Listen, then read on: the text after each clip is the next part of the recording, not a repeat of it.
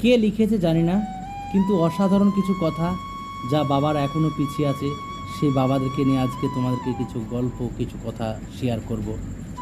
তো প্রথম কিছু পয়েন্ট না দিলেও চলে, তবুও এক দুই করে তোমাদেরকে বোঝানোর প্রয়োজন নেই। কিছু কথা তোমাদের সাথে আমি বুঝিয়ে দিই কতখানি পিছিয়ে আছে, কেমনভাবে পিছিয়ে আছে। সর্বপ্রথম মা 9 মাস বহন করেন, বাবা কিন্তু 25 বছর ধরে বহন করেন। উভয়ে সমান, তবুও কেন বাবা পিছিয়ে আছেন তা জানেন না। মা বিনা বেতনে সংসার চালায়, বাবা তার সমস্ত বেতন সংসারের জন্য ব্যয় করেন। উভয়ের প্রচেষ্টাই সমান, তবুও কেন বাবা পিছিয়ে আছেন তা জানেন না। মা আপনার যা ইচ্ছা তাই রান্না করেন, বাবা আপনি যা চান তা কিনে এনে দেন। তাদের উভয়ের ভালোবাসা সমান, তবে মায়ের ভালোবাসা উচ্চতর হিসাবে দেখানো হয়েছে। জানি না কেন বাবা পিছিয়ে। ফোনে কথা বললে প্রথমে মায়ের সাথে কথা বলতে চান, কষ্ট পেলে মা বলে কাঁদেন। আপনার প্রয়োজন হলেই আপনি বাবাকে মনে রাখবেন, কিন্তু বাবার কি?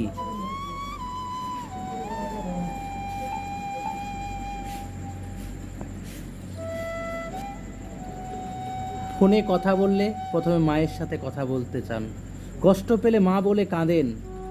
আপনার প্রয়োজন হলেই আপনি বাবাকে মনে রাখবেন, কিন্তু বাবারা কি কখনো খারাপ লাগেনি যে আপনি তাকে অন্য সময় মনে করেন না? ছেলে মেয়েদের কাছ থেকে ভালোবাসা পাওয়ার ক্ষেত্রে প্রজন্মের জন্য বাবা কেন পিছিয়ে আছে জানি না। আলমারি ভরে যাবে রঙিন শাড়ি আর বাচ্চাদের অনেক জামা কাপড় দিয়ে, কিন্তু বাবার জামা খুব কম। নিজের প্রয়োজনের তোয়াক্কা করেন না, তারপরেও জানেন না কেন বাবা পিছিয়ে আছেন।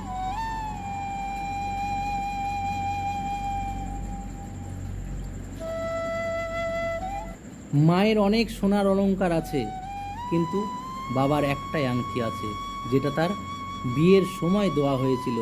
তবুও মা কম গয়না নিয়ে অভিযোগ করতেই পারেন।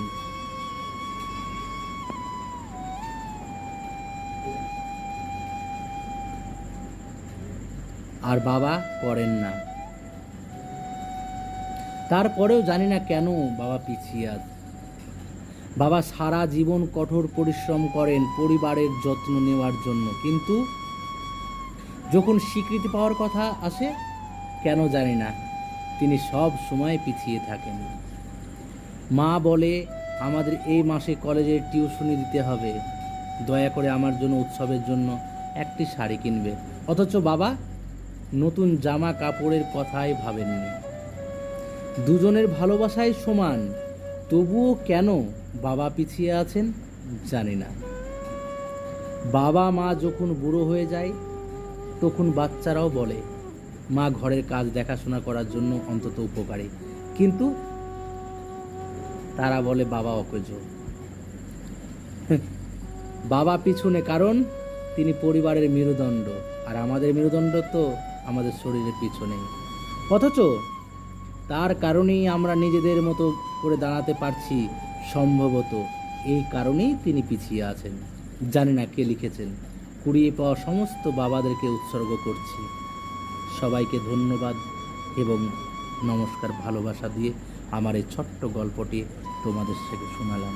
আর প্রত্যেকটা বাবা মায়ের বাবাদেরকে উদ্দেশ্য করেই আমি করলাম। জানি না কেন আজকেও বাবারা পিছিয়ে আছে, জানি না আগামী দিনেও এভাবেই পিছিয়ে থাকবে কি না। তো আমি সমস্ত কুড়িয়ে পাওয়া বাবাদেরকে, আমার বাবাদেরকে সবাইকে উৎসর্গ করে এই কথাগুলো আমি তোমাদেরকে বললাম। জানি না কেন আজ অবধি বাবারা পিছিয়ে আছে, এই প্রশ্নটা কিন্তু আমার মনে আজও জেগে রইল। ধন্যবাদ। নমস্কার বন্ধুরা, আমি পবিত্র। আজকে এটা কোনো গল্প নয়, বাবাদের পিছিয়ে থাকার বাস্তব করুণ কিছু কথা তোমাদের সাথে আমি শেয়ার করলাম। ভিডিওটা যদি ভালো লেগে থাকে অবশ্যই লাইক কমেন্ট শেয়ার করতে কেউ ভুলবে না। আর প্লিজ যারা এখনও নতুন বন্ধু আমার এই চ্যানেলটিকে সাবস্ক্রাইব করোনি, প্লিজ চ্যানেলটাকে সাবস্ক্রাইব করে নিয়ে পাশে থাকা বেল আইকনটা ক্লিক করে দিয়ে অল নোটিফিকেশনটা প্রেস করে দেবে। আমি এরকম তোমাদের ভিডিও দিতে থাকবো। ততক্ষণে সবাই ভালো থেকো, সুস্থ থাকো, টাটা বাই। এই ভিডিওটা থেকে বিদায় নেওয়ার আগে আমার সমস্ত পৃথিবীর বাবাদেরকে আমার অনেক অনেক ভালোবাসা এবং দীর্ঘজীবী হও আমার এই সমস্ত পৃথিবীর ভালো ভালো বাবারা। অনেক